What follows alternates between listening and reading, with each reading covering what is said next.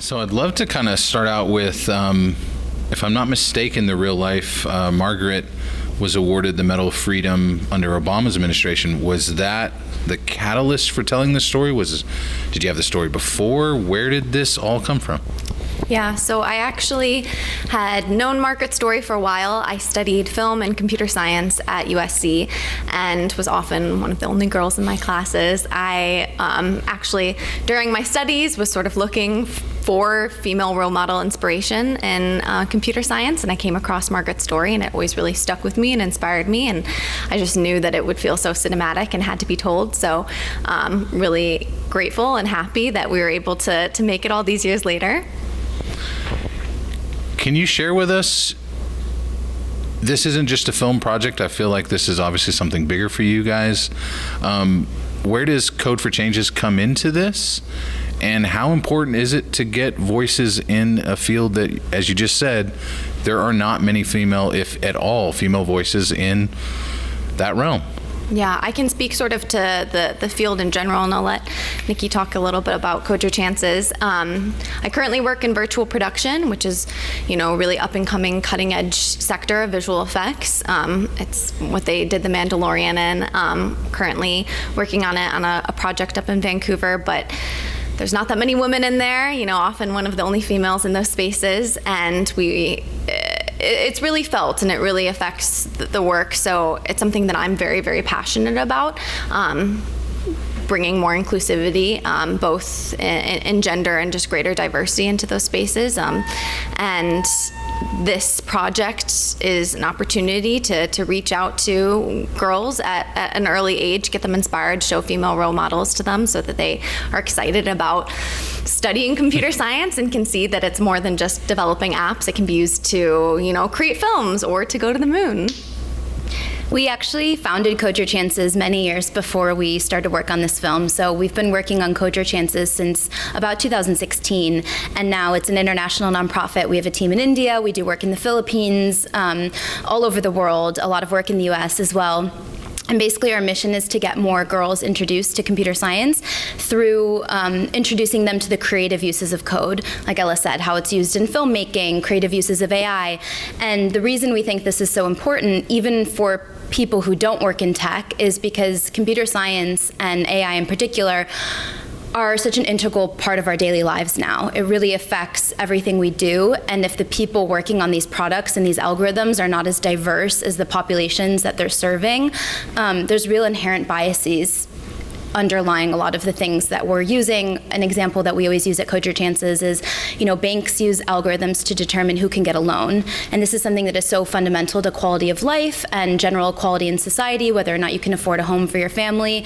So it's really important that the data that's going in to train these algorithms is representative and not biased, and that the people working on these products are diverse. So that's one of the reasons why we think it's so important that, young girls from all backgrounds are introduced to computer science and truly consider possibly a career in tech. I'm totally going to ask questions about the film, but I'm still very excited about chatting about this because I think it's very important.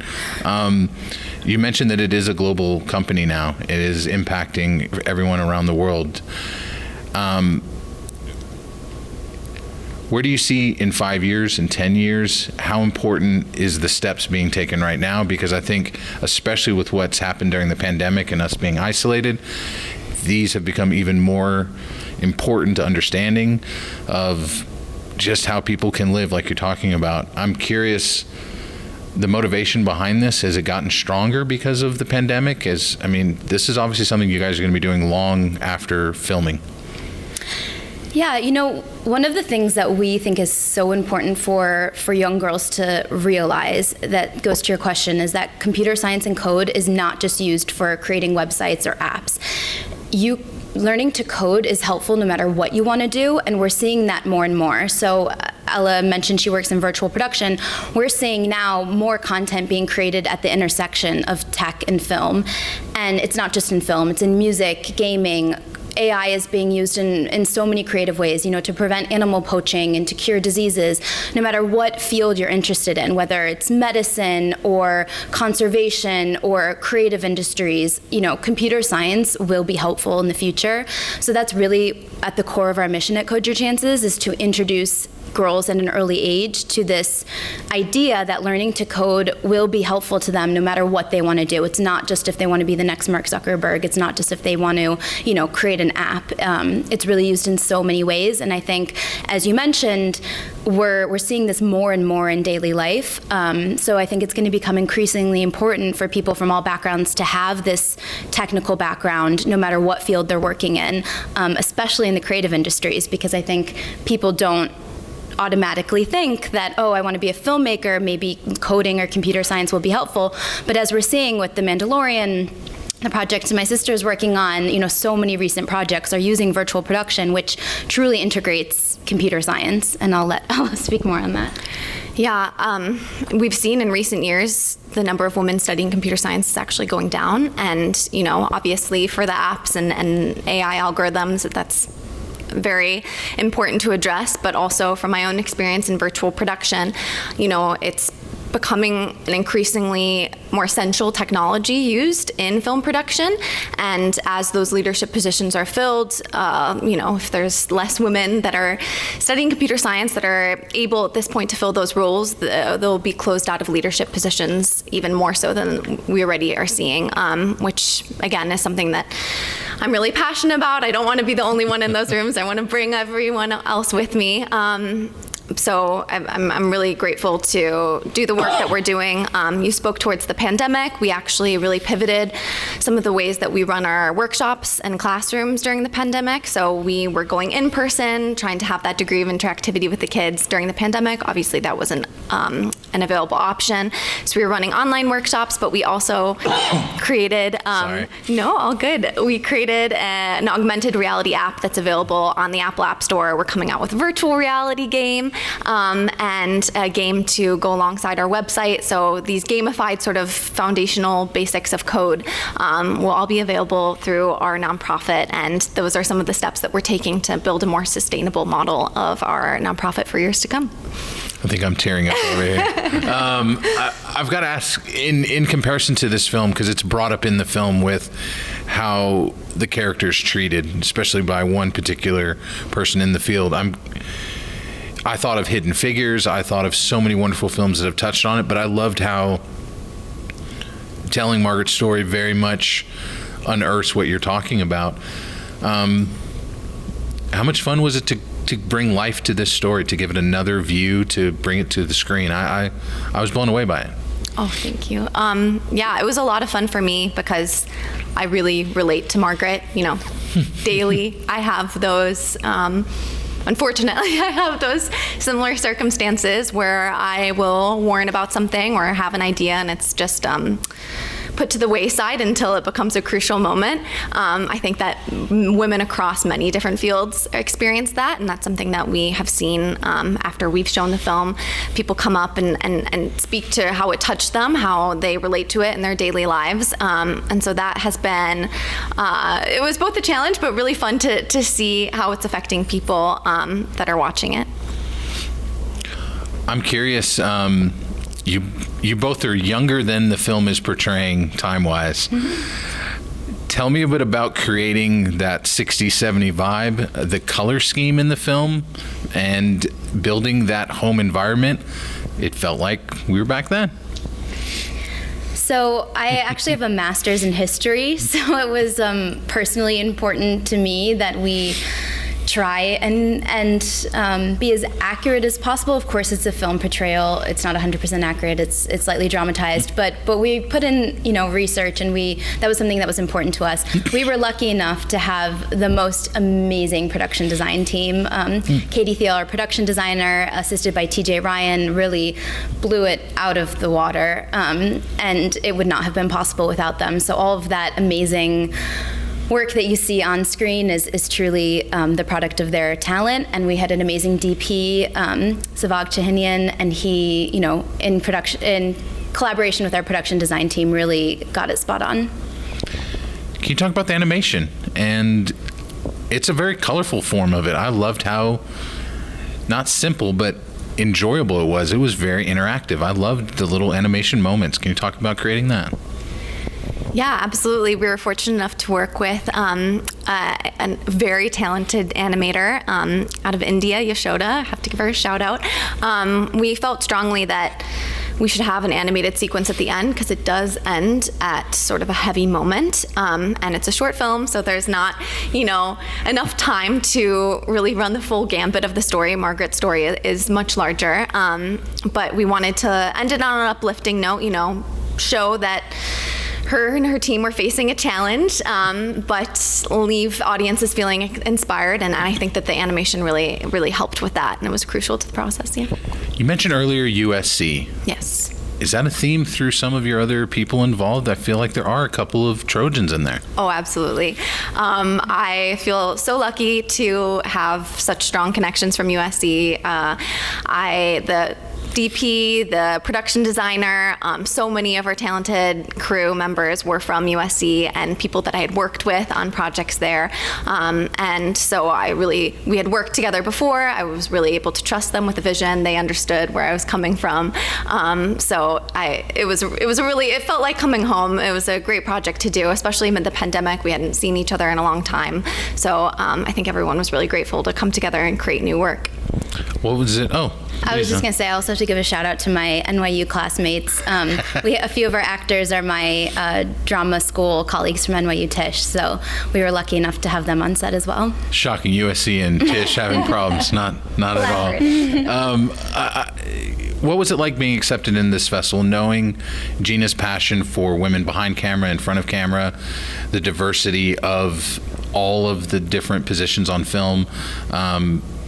This festival champions that. Your film obviously showcases that. What did it mean to be picked by Gina and her team, but also knowing that Gina obviously has seen this, loves it, likes where the story is going? How important is that to you? We are so honored to be here. This was, one of our top goals in terms of the festival circuit. One of their slogans for the festival is, if she can see it, she can be it, which is absolutely in line with our mission at Code Your Chances and in line with our mission at the film. We really thought that we really aimed to create a much needed visible role model of a woman in tech with our film, which I think goes directly with this motto, if she can see it, she can be it. So we are so happy to be here, and we think this is the perfect place for us to show our film. To go with that line, can you share with us your history past New York and USC? And I think that could speak a lot to what young girls' potentials and possibilities are, just knowing your education level and where you guys have gone with it. Yeah, I have a sort of strange background. After my drama degree at NYU Tisch, I got a master's in history at Oxford. I worked as a corporate lawyer in London and Hong Kong for a few years at a really great US law firm. I just graduated from Harvard Law School. I got another law degree, and now I'm moving to LA in the fall to continue working sort of at this intersection of the nonprofit world, film, and also law. Yeah, so as I said, I studied computer science and film at USC, which at the time was sort of a controversial decision. Both of those are very, rigorous programs, and I think that there was concern on both faculty side that there just wasn't forward thinking in terms of how they would coalesce and come together. And I think that as we've seen, virtual production is the perfect merging of those two fields, so I'm really glad that I stuck with it. I worked at a startup after graduation, working in virtual production, and now obviously I'm on some productions as one of the only virtual production operators and technical artists in the world, one of the only female artists, but also artists in general. It's a very new field. Daily I have people coming up from all different areas of set, both men and women, just kind of blown away that there's a female in this role behind in the tent, or we have a little tent by the stage. And I've had other girls on set come up and say, this is something that I'm super interested in, and had I not seen you working this position, I wouldn't have known that it was a possibility, which is something strange to hear, but also like really uplifting. And so yeah, really just grateful to be in the position that I'm in currently. Wow. Can you share with us what's down the pipeline? And if you can share with us, is there a hope to maybe tell more of Margaret's story? Is there different projects? Anything you can share with us that you can share with us? Yeah, there's definitely more of Margaret's story to tell. She was the software engineer on all of the Apollo missions, and a very similar incident occurred again on Apollo 11. So we would love to potentially in the future do a feature version. I think that there's a lot more to tell, and we're really excited about that. Yep. Ella also has, she's too humble to admit, but she has a few other really amazing scripts that also go along with this theme of showcasing women in roles that we don't normally see on screen. So we're really looking forward to making some of those projects in future that will again sort of align with the mission at Code Your Chances, and go along with this theme of, you know, if she can see it, she can be it. So if your mom picked who's her favorite daughter? Ella's younger. She's the baby, and she's got a very pleasant personality, so it'll definitely be her. I'm the lawyer and like a little bit more argumentative. The path in many ways for me to be able to. So I have my role model of Margaret, but also my role model of my sister. So.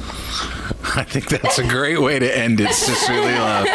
Thank you guys so much, and thank you for being bold to not only give us Margaret's story on another level, but please make the feature film. That would be amazing. So thank you, ladies. We plan to. Thank you. Thank you so much.